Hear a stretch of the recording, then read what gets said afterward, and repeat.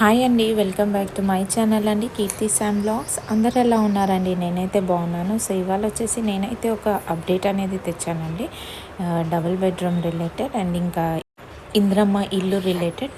So పదండి ఇంకా మనం వీడియోలోకి వెళ్ళిపోతాము. సో గవర్నమెంట్ అనేది ఏం డిసైడ్ చేస్తుందంటే, ఇప్పుడు మనకి మంత్ ఎండింగ్ వరకు వచ్చేసి ఏదైతే ఫైనల్ లిస్ట్ అనేది ఉందో, అంటే ఇంతకుముందు మనకు only just first phase list అనేది ఇంద్రమ్మ రిలేటెడ్ గురించి రిలీజ్ అనేది చేశారు. సో ఇప్పుడు ఏంటంటే మనకి సెకండ్ ఫేజ్ లిస్ట్ అనేది ఖచ్చితంగా ఈ మంత్ ఎండ్ వరకు మనకి ఎంపిక అనేది చేసేయాలి అనేసి డిసైడ్ అయ్యారు. ఇంకొకటి ఏంటంటే, ఎవరైతే అనర్హులు అయితే ఉన్నారో వాళ్ళ నేమ్స్ అనేవి రిమూవ్ చేయాలి అనేసి కూడా గవర్నమెంట్ అనేది డిసైడ్ చేసేసారు. సో ఇంకొకటి ఏంటంటే, మనకి ఎన్నో 80 lakhs అప్లికేషన్స్లో ఒక 20 lakhs అప్లికేషన్స్ వరకు మనకి రిజెక్ట్ అయినట్టు మనకి ఒక అప్డేట్ అనేది అయితే వచ్చిందండి.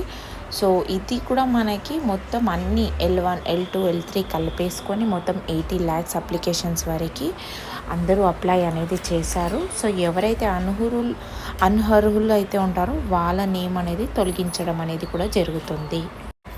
ఇంకా వెరిఫికేషన్ అండ్ సర్వే గురించి మాట్లాడితే కనుక మనకి ఇంకా రీవెరిఫికేషన్ అనేది అండ్ రీసర్వే అనే ప్రాసెస్ అనేది కూడా స్టార్ట్ అయిపోతుంది. సో నాకు ఎటువంటి అప్డేట్ కానీ వచ్చినా నేను మీకు అప్డేట్ చేస్తూ ఉంటానండి.